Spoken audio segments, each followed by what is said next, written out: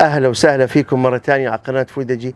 هدفنا في القناة نعمل مع بعض الأكلات الرائعة والشهية بأسهل الطرق وأبسطها، وبنفس الوقت نضلنا محافظين على النكهة الرهيبة ومميزة ألذ من أكل المطاعم اللي برا. إن شاء الله مع بعض رح نعمل أكلات ولا أروع. من بعد ما تحضروا حلقاتنا ما رح تحتاجوا تاكلوا أكل جاهز من برا بعد اليوم. إن شاء الله تنبسطوا معنا. أهلا وسهلا فيكم. الأسبوع هذا وبالتحديد يوم الاثنين اللي هو كان مرادف 6/7 أو جولاي 6، كان يوم مميز لمحبين أكل الدجاج، واللي هو كان يوم الانترناشونال فرايد تشيكن داي، اللي هو إيش؟ يوم الدجاج المقلي العالمي. وعشان هيك اليوم يا حبايبنا ولمحبين أكل الدجاج رح نعمل أكلة ولا أروع، أكلة الكل بحبها، الكبار قبل الصغار، واللي هي تشيكن زنجر.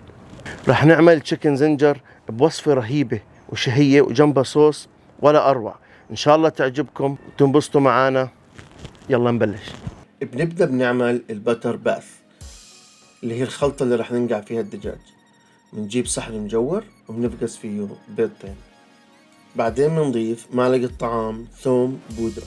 هلا بنضيف كوبين بتر ميلك، إذا مش متوفر عندكم ممكن نستبدله بلبن زبادي مخلوط بشوية مي عشان يصير قوامه سائل زي ما انتم شايفين.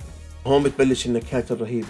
نحط معلقة صغيرة من مية المخلل الحار علشان تعطينا نكهة ولا أروع. نخلط كل شيء مع بعضه علشان المكونات تتعرف على بعض والنكهات كلها تتجانس ويختلط الحابل بالنابل.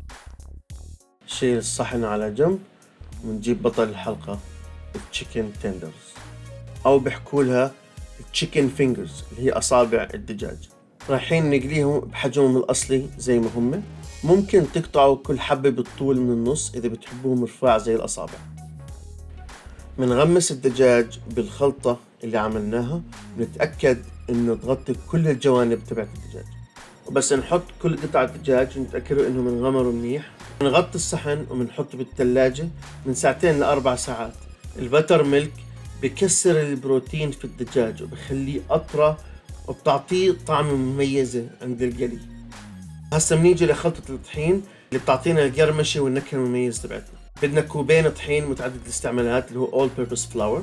بدنا كوب واحد من البريد كرامز أو بيحكوا له البقسماط. أنا اليوم هستعمل بانكو بريد كرامز، ممكن تستعيدوا عنه بأي بقسماط بيعجبكم. وهسا بنضيف معلقتين صغار بيكنج باودر، ومعلقتين صغار ملح طعام، معلقة كبيرة توم بودرة، وعشان نعطي لون وطعم رهيب للدجاج بنحط معلقة كبيرة سموك بابريكا. للحرقة نص معلقة صغيرة كايان بيبر. هون يا حبايبي انتوا عندكم الاختيار، يا اما بتحطوا فلفل حار ناشف على خلطة الطحين زي ما عملنا احنا اليوم، بحيث انه تكون الحرارة على الدجاج من برا على الكراست اللي عندنا، يا اما اختيار اخر انه نحطه في خلطة الدجاج اللي نقعناها. بنحط اللي هو الشطة الحمراء، بنضيف الشطة السائلة على خلطة البتر ميلك اللي بننقع فيها الدجاج، بحيث انه يكون الحرارة في كل الدجاج من جوا. اصلا لما نشيلها بعد 2 ل4 ساعات بتشرب كل الحرارة. اذا بدكم الدجاج يكون سبايسي نفسه مش بالخلطة من برا، ممكن تحط الخلطة الحارة على اثنين، خلطة الطحين وخلطة البتر ميلك، وتقلب مع عادي. يعني امور سهلة يا اخوان.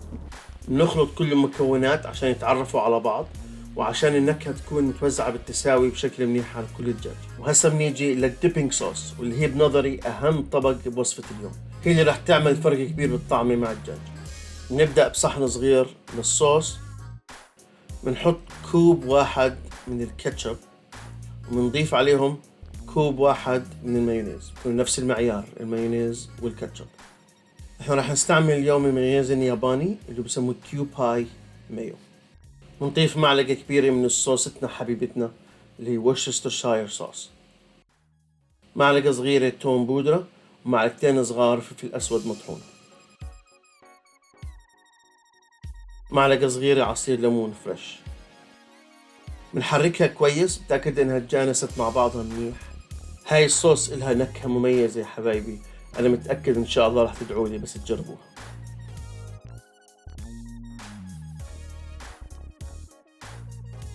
لحبايبي اللي سألوني عن موضوع الورشسترشاير صوص أو اللي بسموها الورشسترشاير صوص، الورشسترشاير صوص موجودة كثير محلات ومتباع كثير عندنا هون في أمريكا، لكن في لها بدائل. اللي ما عنده ورشستر صوص في الاسواق او مش متوفره، ممكن تستبدلوا عنها بشويه صويا صوص وشويه كاتشب. في ناس بحبوا تكون حاره بحطوا التباسكو او الهوت صوص مع ليمون. المعيار حسب الرغبه. اذا بتحبوها حاره كثير بتحطوا لكل معلقه وورسستر صوص بتحطوا مثلا هوت صوص مع معلقه ليمون، او مثلا معلقه صويا مع معلقه كاتشب. هيك بتكون تقريبا اللي هو الورسستر صوص. طبعا في لها مكونات كثيره وبدخل فيها اشياء كثيره، لكن في بدائل عشان تعطوا النكهه الحلوه. بالنسبه لخلطات البرجر وخلطات الصوصز اللي بنعملها، لما يكون في وورسستر صوص بنحط عليها، ممكن تستبدلوا عنها بشويه صويا صوص وليمون وحرقه صغيره باي شيء بيعجبكم. في ناس بيحبوا كمان يخلطوا مع الصويا صوص نص معلقه ابل سايدر فينيجر اللي هو خل التفاح. راح احط لكم بالدسكربشن تحت شويه بدائل لورسستر صوص اذا مش متوفر عندكم. نرجع لموضوعنا.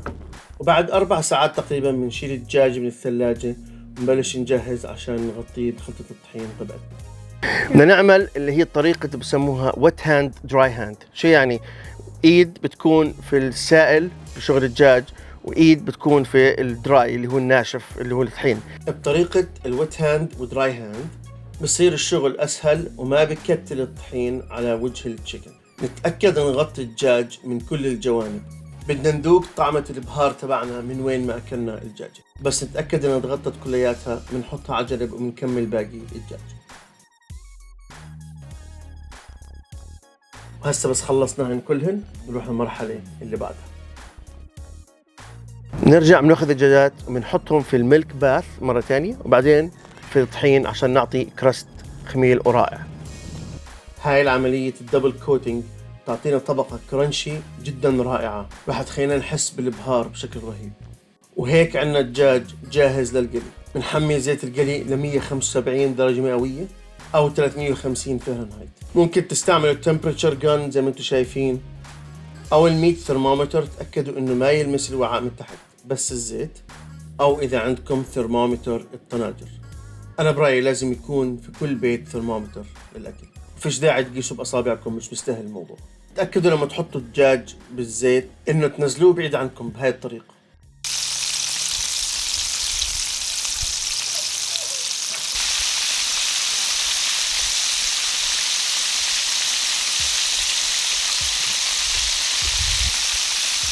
لا تحطوا كل الدجاج مع بعضه، اقلوه على دفعات عشان ما يلزق في بعضه. عشاننا عاملين الدجاج خميل شوي، بده من 5 ل 6 دقائق. إذا كنتوا قاطعينه رفيع اعملوا من 3 ل 4 دقائق. هذا هو اللون الذهبي اللي احنا بنستمر فيه. هيك الدجاج بكون عندنا جهز. نحطه بصحن التقديم ونشوفكم المرحلة اللي بعدها.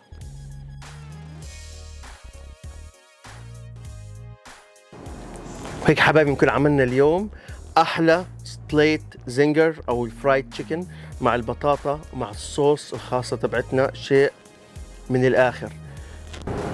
هيك اجت اللحظة اللي انا قلبي بهف عليها عنار استنى فيها، اللي هي لحظة تذوق. يعني مش عارفين من وين نبدأ. خلينا ناخذ القطعة هاي على جنب ونقسم.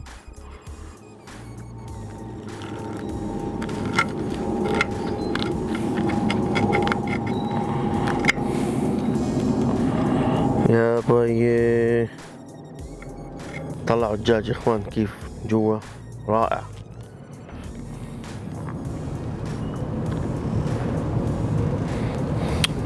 قلت اللحظة الرائعة اللي بستنى فيها.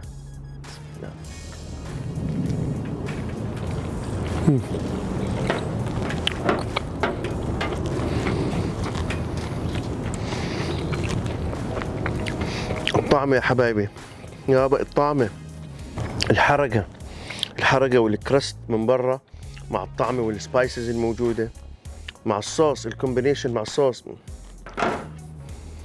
شيء مش طبيعي، شيء مش عادي، شيء خرافي يا اخوان. وهيك يا حبايبنا بنكون وصلنا لنهاية حلقتنا اليوم. ان شاء الله تكونوا انبسطتوا معنا وتجربوا هالخلطة بالدجاج والصوص اللي جنبها.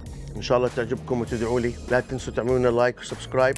واذا في اي اقتراحات او اي وصفات حابين تشوفوها اكتبوا لنا اياها بالتعليقات تحت، وان شاء الله راح نعمل لكم اياها ونلبي لكم طلباتكم. يعطيكم العافية. انا مش قادر اصبر، بدي اخذ هذا وشوفكم صدفة. السلام عليكم ورحمة الله وبركاته.